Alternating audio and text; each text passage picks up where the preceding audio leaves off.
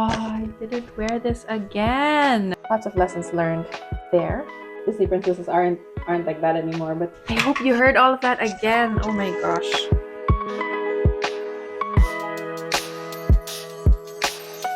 Hello, welcome to episode 8 of the Sastre knitting podcast, where I show you all the clothes and things I've been making. My name's Clarissa, and I'm an aspiring clothes maker from Glasgow, Scotland. I mainly knit, but I occasionally also sew and crochet. Today I have 2.5 finished objects and 1.5 works in progress and a few acquisitions. I'll start off with what I'm wearing. This is the very first sweater that I made. This is the step-by-step sweater, a pattern by Florence of Handmade by Florence on YouTube and on Instagram. It's a free pattern, and she also has a step-by-step YouTube video tutorial on how to make it, and I followed that, as well as the written pattern. I used the yarn Drops Nepal. I thought this was fitting to wear today because I found out, thanks to, I don't know, iPhone memories or something, that this marks the first year of me knitting actual garments. I've been knitting since I was 16, but I really only started knitting clothes since last year. I don't actually wear this very often because I find the yarn pretty scratchy. With my other jumpers, I could wear a t-shirt underneath and it would feel all right. But with this, because I suppose I didn't really understand what kind of size that I would really like to wear, it's quite tight and you can kind of see the t-shirt sleeve. I don't know. It's not that tight. I mean, it fits well, except that I don't think I can wear a t-shirt underneath this. But that said, the yarn is really pretty. It's just really, and I would really, I mean, it would be so nice if I could wear this more often. It's just not that comfortable. Someone in the comments said that if you're uncomfortable wearing wool, it could be that it's not cold enough, which I think is absolutely true. If I wore this outside, then I wouldn't feel that uncomfortable or scratchy or itchy. But I don't stay outside. I like to stay inside, and I would like to be warm inside. I would rather not go outside, in fact. Let me just get on with it. This is my first finished object. Finally, the Primrose slipover. Yay! I realized that one of the things that I really like about the knitting podcasts that I watch is how much information they put in there on their podcasts. It's just either they make really interesting and really cute clothes that I would like to make myself, or they just have lots of really interesting information. In an attempt to make this podcast a little bit more interesting as well, I would like to go a bit deeper into the yarn company's sustainability. Sustainability is something that's really important to me, but I recognize and acknowledge the nuances that it entails, mainly because it's my job and therefore I think about it a lot. I would like to talk a bit more about the sustainability aspect of knitting your own clothes. That caveat aside, I would like to start off by talking about the yarn that I used in this Primrose slipover. So I used the Woolyknit 100% British wool. Oh, they don't call it that anymore. Woolyknit British wool 4-ply thick, 500-gram cone in the color oatmeal. I've already gushed about the color, so I'm just gonna leave that be. But just up close to show you the color again, this beautiful grayish. So the composition of this wool, it's 100% British wool, and it's about 470 meters per 100 grams. I wanted to look into the yarn companies and their sustainability policies. So I think it's becoming a bit more in fashion, I suppose, to be concerned about the ethics of the brands that we purchase from as, informed and intelligent consumers. I'm looking this way because this is where my notes are. If you're wondering, you probably already know though. So Woolyknit has an office and warehouse based in Worth Mill, Saddleworth in the UK. So they are a British company. They specialize in 100% British wool product, but they also have lots of other yarns. I think they have a merino and merino is not British, and sock yarn. I'm not sure where that's from. To make their yarns, they use 3 different sheep breeds. They are Suffolk, Jacob, and merino. I'm going to read a little bit more about the 3 kinds of sheep breeds. Suffolk has evolved from crossing a South Down ram with a Norfolk horn ewe. It has a fine fleece that's very densely grown and can be distinguished by their black face and feet. Jacob has a naturally colored fleece. It ranges from cream to almost black and can be seen with either 2 or 4 horns. Merino, which I think is really popular anyway, has one of the finest, softest fleeces, so you can comfortably wear it next to your skin. The Woolyknit website also says that all of the wools at Woolyknit are sourced from parts of the world where mulesing is not practiced. So mulesing is an interesting issue. Sustainability means a lot of things, and it covers a lot of ground. My job and my interest really is on climate and emissions, so I am not really an expert, or nor have I really thought a lot about things like animal rights or rights of nature, biodiversity. I mean, I have, but not as deeply as climate. Mulesing is an animal rights issue. Okay, it's a practice that is used to prevent fly strike. Fly strike is when flies lay eggs on other animals and it causes diseases that are fatal to them. So in other words, animals die because of it. And merino sheep are particularly susceptible to it because they apparently have lots of folds right about their bum area. So this trigger warning, this can be a bit graphic. I won't show any pictures, but my description will be graphic on what mulesing is. If you're interested at the pictures, there are lots of pictures online if you want to go see. So mulesing is the practice where they cut off the bit where the flies would lay their eggs. It's the bums of the merino sheep. And it's illegal in the UK and across Europe. I think significantly it's practiced in Australia and in parts of Australia. So if that is interesting to you, if this is an important issue to you, then I would suggest looking at the different yarn companies that you purchase from, in particular the merino wool that you purchase from, and seeing where they source their wool and understanding whether in those places mulesing is legal or not, and whether the farms that the wool is from practice mulesing. That's a lot of information on Woolyknit. Let me know if this is something that you would like to go a bit deeper on, and I'm happy to do a bit more research and maybe even send messages to the wool companies to see kind of what are their sustainability practices. I'm interested in climate, and of all the research that I've done to make this video, I've not seen information about a company's emissions, including the supply chain emissions, as in the sheep and the farmers, up to the retail emissions of selling like electricity, all of that.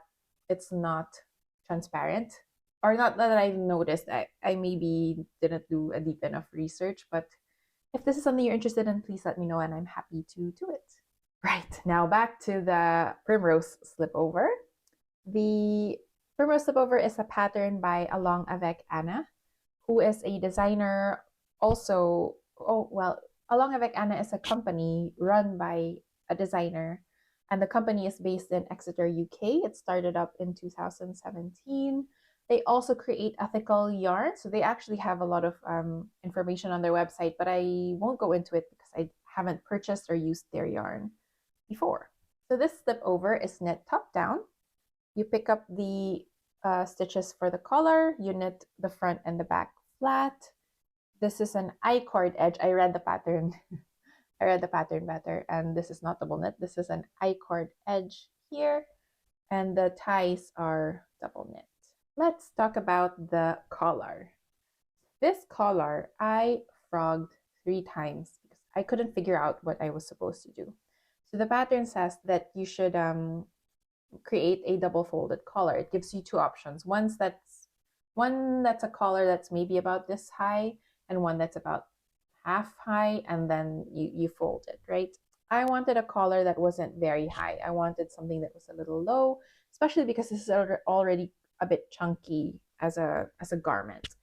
So when I tried the low double folded collar, it looked odd. Like it was folding outwards. It wasn't sitting right. And even if I had put like an elastic in the middle, it just it was just not pretty.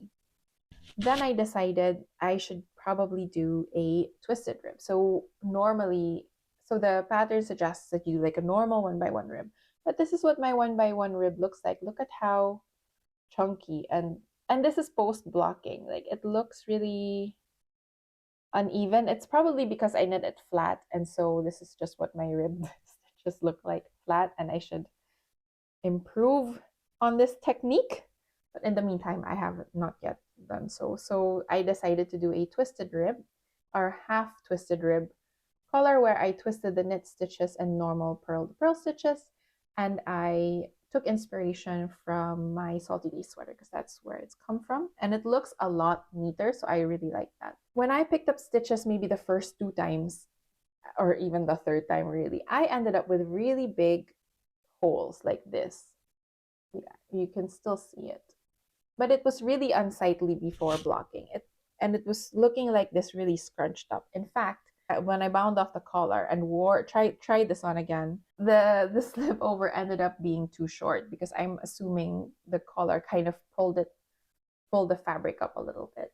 And that's why I needed to lengthen both the back and the front again. And to lengthen the back and the front, I thought I would pick up stitches in a way that I've seen other people do it on videos where they take their right needle and then pick up the right, well, whatever, pick up a needle, they pick up the right leg of each V and then rip back up to that point. I thought, oh, this is a really good tip. I'm gonna try it.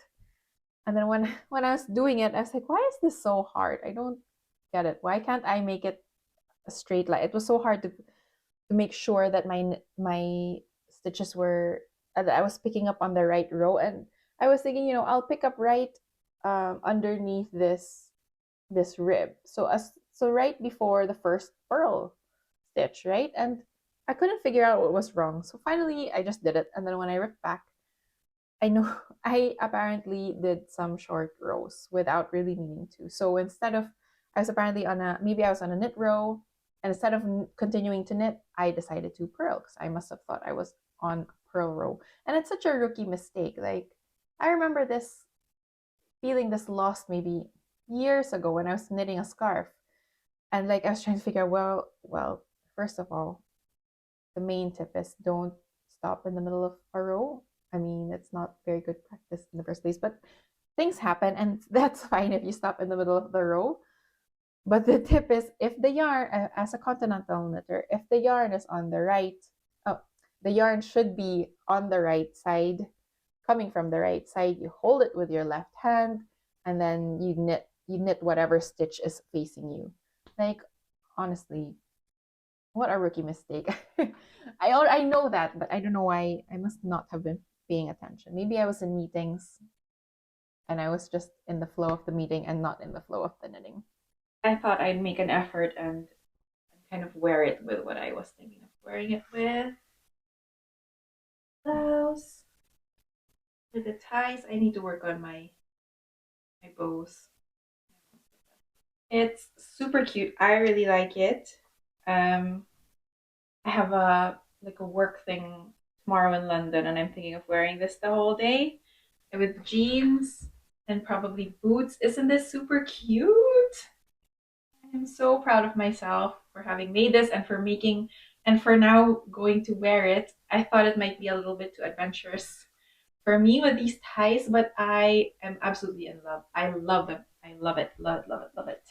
Love it. It's so unusual and super cute with this blouse. I don't know what else I'd wear it with. Maybe my white jumper. I don't know. I'm not sure, but I'll figure it out. And it's perfect. So it feels a bit short. This is my waist where the ties are. So where the ties are perfect. I'm wondering if I need to have if I need to lengthen it, but I don't want it to be too long either. It's already kind of flaring over my bum. My next finished object is this Musselburgh hat for Jack. Finally finished. I'm just gonna show you what it looks like as a hat. In the hat without the fold. The yarn I used here is the West Yorkshire Spinners Bo Peep Luxury Baby DK, I think, mouthful, in Tin Man. I didn't do any background reading on West Yorkshire Spinners because I just finished this. I just don't have the time to do that now. I think this would be the first of many Musselburgh hats because I'm very influenceable by all the influencers who make content that I consume. So let me just show you how it looks flat. It looks all right now, actually. So when I finished this, I blocked it, right? And when I laid it flat, it looked like one side was smaller than the other, like it was kind of gradually increasing. And I was thinking, this is because I used this as knitting, and was probably not concentrating, either making my stitches too tight or too loose, whichever side that was that happened. But then now that it's dried, it looks fine. Jack won't mind. I think that's the story of my baby knit. Oh, I didn't wear this again. It's whenever I change. I hope you heard all of that. Which is, I think, the tagline of my podcast this year. I'll do a better podcast next year. I'll do a better podcast next time is also the tagline, the title of my movie, the title of this podcast. This is the cast on side and the increases. This I used the tutorial by Nitty Natty called like the pinhole cast on. She used a crochet hook. And I think the crochet hook I used was too big, so I think next time I'll use a smaller one. So it doesn't look, it's not very obvious. But there are holes here, and I covered it up by weaving in the end through those holes, so you don't actually see it that they are holes. This is the bind off edge. I thought that my decreases were a lot more, or a lot less neat than the increases. I don't know how to fix that. I don't know, an improvement in technique probably. The reason I know is because I wasn't able to weave in the ends very well because it had closed already, so you would just kind of stick the needle in and through and out, and it's not gonna move. What else can I say about this hat? This was great knitting. Like I think I understand why a lot of people like it. It's easy enough to knit while you're watching TV or in a meeting, in a Zoom meeting, walking maybe if that's your thing, or reading as well if you're able to do that. It's kind of boring. It's kind of boring because there's just no color. It's just a solid color, and it's just what happens when you use your leftover yarn. And Jack needed a hat, so I just used what I had. The good thing about this pattern is that you can make any size you want, or you can just go ahead and finish your yarn. So top tip here, after you finish the increase section, so before you knit stockinette straight down, weigh what you have so you know how much yarn it took to do the increases, and then knit the stockinette, and then weigh how much yarn you have left. So make sure you have the same amount of yarn or a little bit more to finish the decreases. That way you can finish the yarn that you have to a very little amount left at least. Or if you're very lucky, then you don't have that little amount left. What happened with me was that I played yarn chicken. I didn't know how much yarn I needed left. And I was just Googling, like, how much yarn do you need left? How much yarn? And you don't really know because it depends on your gauge and it depends on your yarn. And that's really the magic of this pattern, right? Yeah, I played yarn chicken and lost. And so I think I frogged maybe 2 or 3 times because I couldn't figure out like how much yarn do I really need? Because I wanted to have as little yarn left as possible because I didn't know what to do with scraps. I can't find my yarn scraps, but I have more than I really want, but less than I would have ended up with. So I just, it's fine. It's fine. Let go of your perfectionism tendencies and finish the thing. And I wasn't able to knit to the length required. With this yarn, I had more than a ball left, maybe a ball and a half to make this. And I wasn't able to finish the length required in the or as listed in the pattern.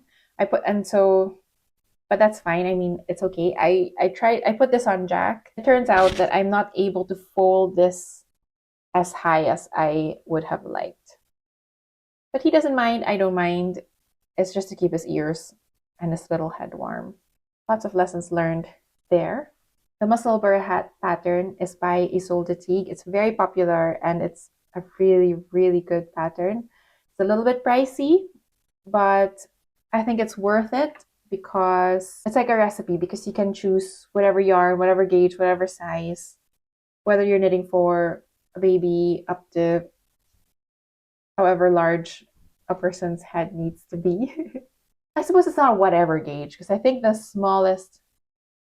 think the largest gauge is like 5 stitches per inch. That's right. And then there's also a limit to how small your gauge can be, but it's versatile enough that I think it's worth purchasing. My half finished object and half work in progress is obviously a sock. I have finished one sock of the Mountain Walk socks by Handmade by Florence. I cast on the other one straight away because I didn't want to leave it for too long. So I finished the leg, the heel, the gusset, and I'm now on the foot. Just to start us off on a little background on the yarns. The yarn that I used here is Cascade Heritage and the colorway Thistle. It came in a 100-gram hank. It is 75% superwash merino wool and 25% nylon. It's about 400 meters per 100 grams. So just a bit of background on Cascade, the yarn brand. Cascade is an American company. It was founded in the 1980s in Seattle. It remains a family business. There's not much information on sustainability or environmental protection in their website. The website says that the yarn comes from South America. The yarn or the wool? Actually, I'm not sure if how much of the process is from South America and how much of the process is in the US. But the wool for sure, I'm assuming the wool would have come from South America. The website also talks about how they were upgrading supplier equipment and improved the process of production in South America, but there's not much information on worker welfare. So they talked about how their mission is really to sell really good quality yarn with as low as a price as possible, which is I appreciate because we can't always afford all the beautiful and expensive yarn. That is all the information they had on their website. So I want to talk more about the quality of this yarn. It's super soft, especially as compared to the Woolyknit sock that I made before, the first one, which was wool and also 75% wool, 25% nylon, but I think it wasn't superwash. And I think this is. And I guess that's the difference. It's super soft and lovely. The only thing is though, and I'm kind of understanding why people, or a lot of people that I watch on YouTube don't prefer not to knit with superwash, is how difficult they are to knit with. Oddly, like it's just whenever I drop stitches, and I drop stitches a lot, it's so difficult to pick up. It's difficult to pick up, and sometimes if you're not paying close attention and you're just knitting and knitting and knitting, you end up knitting kind of half the yarn, and so like maybe 2 of the 4 plies, whatever how many plies this is, and then when you need to rip back, like it's just a lot harder. It's not easy to deal with the dropped stitches, but it's also probably because this is small. I'm using small needles, 2.25 millimeter needles, and they're metal. If they were bamboo or a little bit thicker and the yarn was also a little bit thicker, then I wouldn't be having this issue, but it is a real issue, I think. And I think, I don't want to say it, but this might be potentially my last superwash yarn. Superwash is another environmental issue in there, isn't it? But we will talk about that another day because there's a lot to it, I think, that need to be unpacked. And this is already a really long video.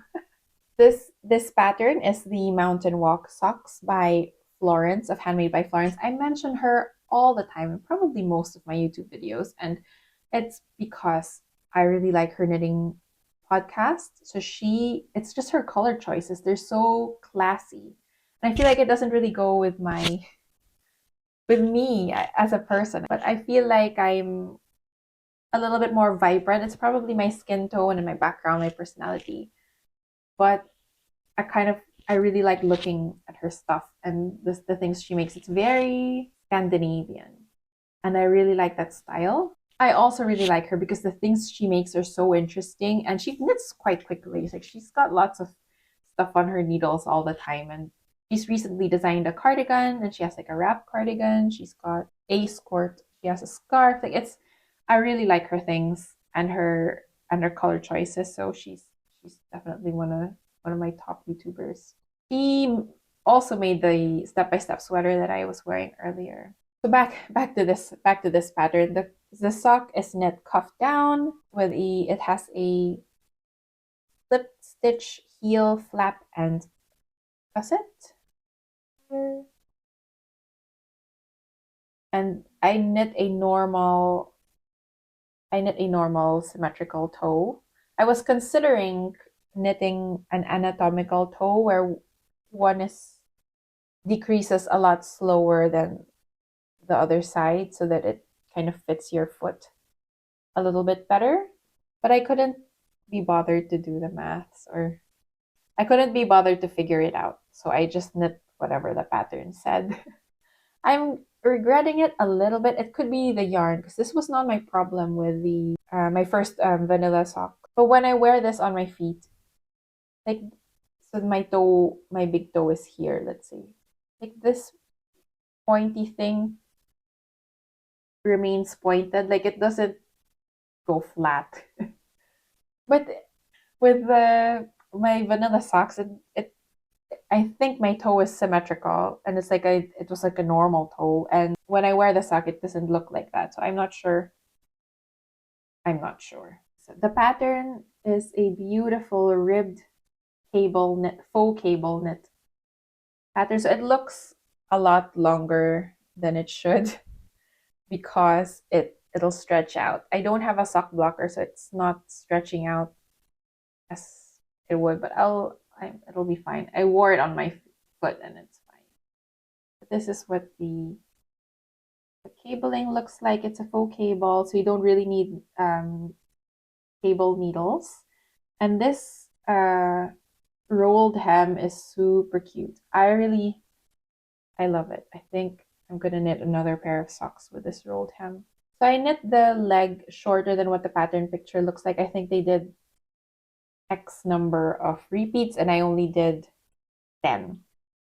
So the leg is a lot shorter, but I really like this height. I think I said this last time. If I wore boots, I would have knit this a little bit longer so that the rolled hem would peek out of the boots. But I don't normally wear boots, and this is fine for trainers. When I picked up stitches, I picked up an extra stitch, which is what I think a few people have recommended to do to make sure that there's no hole here at this top bit. But what I did was I picked up an extra stitch and I transferred it to the instep needle. So I've been knitting this with magic loop. So I transferred it to the instep needle and knit the extra stitch together with the first and last stitch of the instep needle. Hope that makes sense. Like, I don't know if it would make a difference if I knit it together with the stitches in the heel or if I had done it that way, but I thought it might, so that's what I did. This is my half whip. To make this similar, or at least as close to the same as the finished object, I just counted the number of repeats on the leg. I decided not to just measure because I think the way I measure must not be very accurate. And I think counting repeats is a lot easier than making sure that I measure it correctly. Hopefully, it will all turn out okay. We will find out. My next whip is the Pillars Pullover by a pattern by Claire Jackson, or Perfectly Knotted. I'm currently testing this for her. This is it so far. It looks huge, but I wanted it to be quite oversized anyway. I've at the stockinette section before the ribbed bit. Let's start off with the yarn. The yarn I'm using is Sandnes garn Alpakka Ull in black, I guess. I don't remember the color number. I'll put it in the description below. This is 65% alpaca and 35% wool. It's about 100 meters per 50 grams. Sandnes Garn is a huge company based in Norway. They've existed since 1888. They have lots of things written on their website about their sustainability. So let me walk you through some of the things that's written.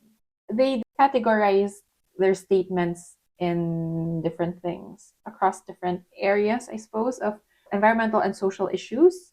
Under the heading ethics, they describe ethics as the making of yarn that won't cause harm to animals, the environment, and workers, essentially. And they wish to become such a company. And at the same time, they recognize that there is still room for improvement. I'm not sure what that really means. They've not described their journey very much detail. So I think maybe ideally, I would like to see companies kind of map out what their ideal is. I guess targets, if you want corporate speak, but like in the different areas of the company, whether it's sourcing of goods, manufacturing of the yarn, selling of the yarn, or whatever, what their targets are. So and then where they are on that path, and of course, kind of how to get there, steps to get there. So as it's my job, I know it, and I'm really sorry if this is going to be really technical, but it's like writing an emissions target. So I want to have reduced whatever 80% of my emissions by 2050. Write a transition plan on how they're going to get there, and then just publicize, well, this is where we are at the moment, and this is what we're working on to get here. That would be super cool if companies did that. I don't know if there would be any risks, probably, because then you're making a public promise. You don't want to be greenwashing, but that would be ideal. I think it would be easier for smaller companies to do, easier logistically, but likely not possible because it will require a lot of resources. Okay, let's move on from that. Sandnes Garn wrote in detail about how none of their products are from wool that was obtained from sheep that were subject to the practice of mulesing. Convoluted sentence. I'll just give a quick overview. So a considerable share of the raw materials are regional or local, so it's easier for them to trace. 30% of the wool that goes into their yarn is Norwegian, but they also import wool from Peru, Uruguay, Australia, South Africa, and India. They strongly disaffiliate from mulesing, and they're looking at third-party certification for mulesing-free wool, which is really interesting. I think that's a really good step to take. If you get third-party verification, then you're absolutely sure, and your customers are absolutely sure, that none of your wool has come from sheep that were subject to mulesing practices. The bit about where they talk about Peru and India, they seem to stress that they are happy with the working conditions. So in Peru, their CEO met several of the alpaca farmers, and in India, which is a country that is infamous for poor working conditions, they say, they're happy to be able to rely that all factories involved in the cotton they buy meet good standards. Yes, they purchase their cotton from India. They don't purchase wool from there. On working conditions, their sales leader has visited Sri Lanka, where they employ a knitting team of about 110 women.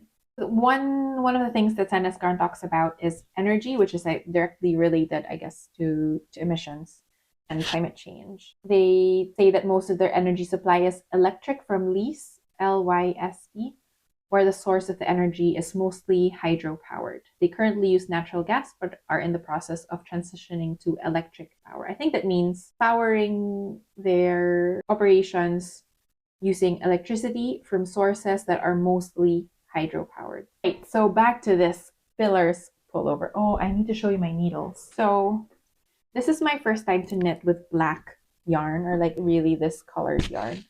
And oh my goodness, the way it stained my needles. Look at this. I'm like a beauty blogger from the... Look at how stained it is. It's basically black, or nearly very black. My beautiful bamboo needles are completely stained. I blocked this as well, and the water was so blue. The towel that I used to kind of wring the excess water off was also black. Like the dye just, it's wild how much dye there was. And when I knit on this for a while, even I didn't recently, but my fingers would turn a little bit black as well. There's so much dye from this yarn. I don't know if that's normal or if it's unusual, but I don't really mind because it's just all black anyway and it's not stained anything that I'm wearing. I love that it's so soft. I think this is absolutely next to skin soft. Like this is something I would wear inside the house with a camisole underneath. I hope I don't eat my words later on, but I think it is because it is really soft and it's a lot slippier to knit with. So even if I'm knitting with bamboo needles, it's really quite slippy. The designer is Claire Jackson, or Perfectly Knotted on Instagram. She's based in Canada and she has loads of designs. She seems to have a pillars series where she has a pillars tee, right, and a tank. And she has lots of designs coming out. Like it's amazing how much she's doing. This pullover is knit top down. It's drop shoulder and there's a ribbed detail at the bottom and it's knit seamless. This was my first time to try attaching yarn using the split splice method. I didn't actually split, I just used water. So what I did was I split the yarn attached to the garment. I split the yarn into two and then cut half of it. And so if this is 4-ply, I split it into two 2-ply and then cut two of the plies, two of the strings. I don't know what it's called. And then did the same in the yarn that's attached to the ball. And then put them together, wet my hands a little bit, and rubbed it together quite vigorously. Because the first time I did it, it was a little, what is this? Like a princess rub. This, I don't know, they're not, Disney princesses aren't like that anymore, but you know, a little shy rub, but it didn't work. When I got a little bit more vigorous, it worked out really well. And I love it. I love this method. I hope you heard all of that again. Oh my gosh. I hope you heard that all again. Anyways, I really like this method because I don't need to weave in any ends. Isn't that amazing? And I think it only works for certain yarns. So for this, for sure it works, and it works really well, especially because it's black. So I guess I don't really see if there's anything wrong with the yarn, but it doesn't feel like it. It seems fine. I think it works for this kind of thicker, woolly, I guess it's a half wool, half alpaca, right? Type of yarn. I don't think it'll work for something like cotton. I haven't tried, so I guess I can't really say. And I didn't really look into it, so I can't really say. But yeah, I think it's only certain yarns that this method would work. I think that's everything I have to say. I will now move to my acquisitions. Yeah. If you watched my previous episodes, then you know that I've been intending to make the Selbu coat by Skein Deer Knits with this Hawkshaw sheep cream, clotted cream yarn. And I talked about this yarn before. And I intended to make it with a contrasting color from one of the yarns made by the Scottish Yarn Festival. I couldn't choose the color that I really wanted, and I was worried about the dye kind of bleeding onto the white. So I decided to just purchase one skein each of 3 different colors that I've been choosing from. So I purchased Bruce. This is Doer. And this is Jordan. Oh, they look so good together. Even with the white. I mean, like if I were a master color work knitter, I would put these all together in something. But I am not. So just a bit of background on the Scottish Yarn Festival itself. It was established in 2016. It is Scotland's contemporary yarn and fiber festival. On the website, it says that each year they put together a fringe program of social events, which have included book signings, gala dinners, and fashion shows, and Perthshire gin flights. It's held at the Doer Centre in Perth, and it will be held on the 7th and 8th of September in 2024. So the Scottish Yarn Festival also has a companion event called the Scottish Wool Producers Showcase, which will be happening in March, so March 23rd, and also in the Doer Centre in Perth. So in this event, they will be showcasing yarns with a distinctly Scottish origin and their makers. They will be featuring a boutique marketplace celebrating Scotland's single farm yarns, shepherd's mills, and more, as well as inspiring presentations. So these are Eva's brainchild. If you follow the Scottish Yarn Festival on Instagram, and I think she has a YouTube channel as well, the lady behind it is called Eva. The yarn is available in fingering weight and DK weight, and the names of the colorways are from Scottish clans. So if you want to take a look at Eva's Instagram, so the Scottish Yarn Festival Instagram page, I think the pin post is a live she had done on the day that the yarns arrived. So if you want to do a bit of a deep dive and a bit of a nosy, it's a lot of more information is there. Go check her out. So on the Selbu coat, I've tried 2 swatches. This is the cream yarn with Doer, and this is the cream yarn with Bruce. These are what I'm thinking about. So a lot of the projects of the Selbu coat, it was a cream and like a black or like a darker red or something. And I thought I would like to try have a little bit more color. So this will be my very first all over color work or color work anything. So it's exciting and terrifying in equal measures. Oh man, I still can't decide. So I did an Instagram poll and I think Bruce won by a little bit. And I don't know if the colors are showing up right. It's a little bit dark because it's just dark outside. This is how she looks. Let me know what you think I should make. And I think I need to make a decision quite quickly. Well, no. I mean, if I choose to make Bruce, and I think Eva said there weren't a lot left and the new orders coming in February, I think. So I could just purchase a new batch in February, or if I choose Bruce, I can purchase some now. I don't know. It's just I also need to see if I have the budget to purchase a coat quantity of either yarn. I really like both of them. I think I'm leaning more towards Bruce. I think when I was knitting this up, I was just loving it, loving the color. I think this is more me anyway. On a final note, this is going to be really long already. But on a final note, it's so hard to not buy anything. There's so many sales going on because of this Advent thing. So Woolyknit, Alangavek Anna, Sari Nordland, I'm sure there are loads more. And I'm sure there's more that's not just yarn related or yarn or knitting related. But like every day they have like an Advent. I think there's a Canadian designer as well who's doing an Advent. And it's just every day there's like a different sale for something.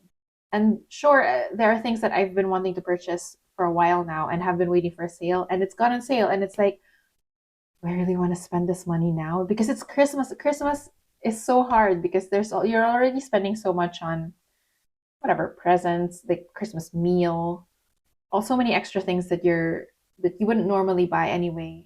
And then you have this yarn. So if I were more organized, if I were being very smart, I would have saved up for this season and for this reason. So next year, my plan is to set aside a bit of money every month so that I could spend it on Advent things next year. Not only are there Advent sales and things like that, there's also this Advent yarn that I knew about, but I just couldn't make myself purchase it just yet. I don't know if I really want to anyway, because they're maybe 12 or 24 mini skeins of beautifully hand dyed yarn. And the one that I was looking at was from Needle and Thread, and I could have purchased, like, I had it in my cart, and like I decided not to because I didn't know what I would make with it, and it's just a big expense. And I'm not saying it's too expensive. I'm saying I can't afford it. It's beautiful yarn. It's well priced because because it's hand dyed, it takes a long time to make, and especially with Advents, I think they take orders in spring, and then the hand dyers take orders in spring, and they need to close it because they need that whole time to order the yarn, to dye it, and all of this, and it's a lot of work, and that's why the price is more than I can afford. I hope editing Clarissa will sort out how long this podcast is going to be. I think that's everything. Thank you so much for taking the time to watch this video right through to the end. If you haven't yet, I hope you subscribe and like and comment and all of that. And I will see you in the next one. Bye!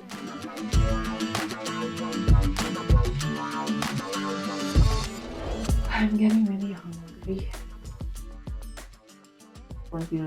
They're so good. Ooh, shit.